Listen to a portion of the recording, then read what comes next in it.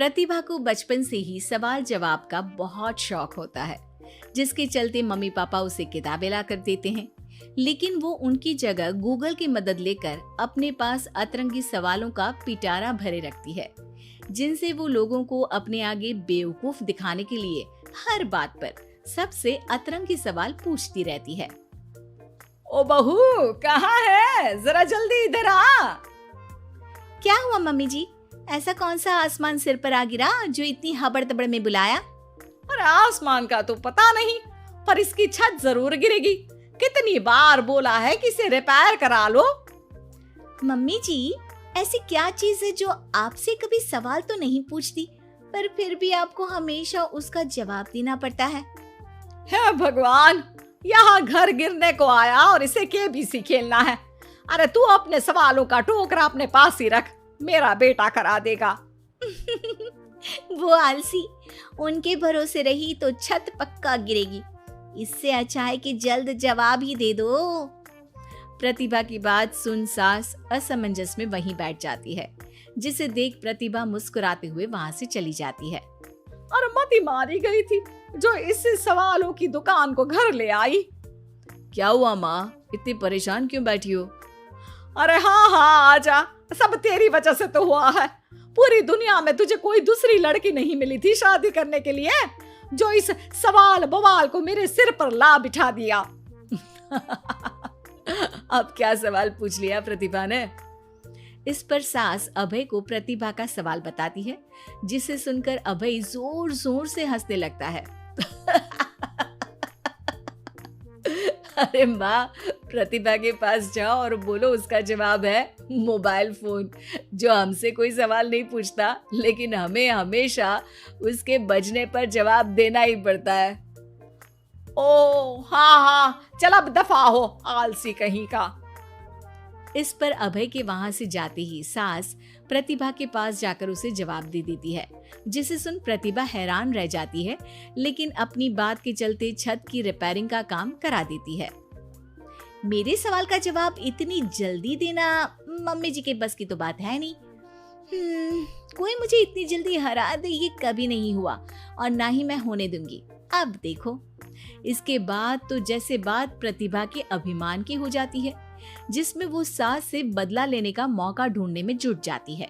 एक दिन, आज ना हमें पड़ोस वाले शर्मा जी के घर डिनर पर जाना है, तो अपने सवालों को घर पर ही छोड़कर जाना, समझी? सास की बात का कोई जवाब दिए बिना प्रतिभा वहां से चली जाती है, और रात को शर्मा जी के घर पहुंचते ही उनके बच्चे के साथ खेल खेलने के बहाने अपने सवालों की गाड़ी शुरू कर देती है। पापा, आंटी बहुत सवाल करती है, मुझे उनके साथ नहीं खेलना। अरे ना बच्चा, आंटी आपकी नॉलेज के लिए ही तो पूछ रही होंगी ना। अच्छा तो बताओ, एक लड़की 50 फुट की सीढ़ी से गिरी, फिर भी उसे चोट नहीं लगी, क्यों? बच्चे की बात सुनकर शर्मा जी सिर खुजाते बैठ जाते हैं। अब अरे बच्चा, जाओ खिलौने से खेलो, जाओ। क्यों शर्मा जी, जवाब नहीं पता तो बच्चे को भेज रहे हैं? अरे आप सब भी क्या सवाल जवाब में लग गए, डिनर करते हैं ना। अब तो जवाब सुनकर ही खाना खाऊंगी। क्योंकि वो लड़की आखिरी सीढ़ी से गिरी थी, इसलिए चोट नहीं लगी। मिल गया जवाब, अब कोई बदतमीजी या सवाल नहीं। अच्छा, तो आज तक मम्मी जी को भी सारे जवाब आप ही बताते थे? क्यों, तुम्हारे अहंकार को ठेस पहुंची कि कोई तुमसे तेज कैसे हो सकता है? ओहो, इतना कॉन्फिडेंस। तो बताओ, एक साल में कितने सेकंड्स होते हैं? 12। 2 जनवरी, 2 फरवरी एंड कंटिन्यूड। ज्यादा तेज हो। अच्छा, ऐसी क्या चीज है जिसे तुम छुए बिना पकड़ सकते हो? बात। 2 माँ और 2 बेटी पिज्जा खाने गई, सबने एक एक स्लाइस खाया, फिर भी सिर्फ 3 स्लाइस ही खा पाए। कैसे? क्योंकि उनमें एक ग्रैंडमदर है, फिर उनकी बेटी यानी कि मदर, और फिर उनकी बेटी। हो गई 2 माँ और 2 बेटी, मिल गया 3 स्लाइड का हिसाब। अरे कभी तो अपनी गूगल की दुनिया से बाहर निकलो। अपने आप को अगर इतना ही तेज समझती हो तो अब तुम मेरे सवालों का जवाब दो। कौन सा फूल सबसे अच्छा है? किसका दूध दुनिया में सबसे ज्यादा अच्छा है? कौन सी मिठास सबसे अच्छी है? अभय के सवाल सुन प्रतिभा असमंजस में पड़ चुपचाप बैठ जाती है, जिसे देख सब हैरान रह जाते हैं। प्रतिभा के पास सवाल का जवाब नहीं, ये चमत्कार कैसे हो गया? अरे कभी गूगल छोड़कर ढंग की किताबें पढ़ी होती तो पता होता। इसी तरह कुछ दिन बीत जाते हैं, जिसमें अभय का जवाब ना दे पाने की वजह से प्रतिभा सवाल पूछना बंद कर देती है, लेकिन साथ ही सुकून से रह भी नहीं पाती, जिसे देखकर एक शाम अभय प्रतिभा को कहता है, देखो, मेरा तुम्हें हर्ट करने का कोई मोटिव नहीं था। बस समझाना था कि अगर तुम्हारे पास कोई टैलेंट है तो उससे लोगों को नीचा दिखाने की जगह उन्हें सीखने में या मदद करने में इस्तेमाल करो। ज्ञान नहीं, जवाब दो। सबसे अच्छा फूल कॉटन का है, क्योंकि उससे हमें कपड़े पहनने को मिलते हैं।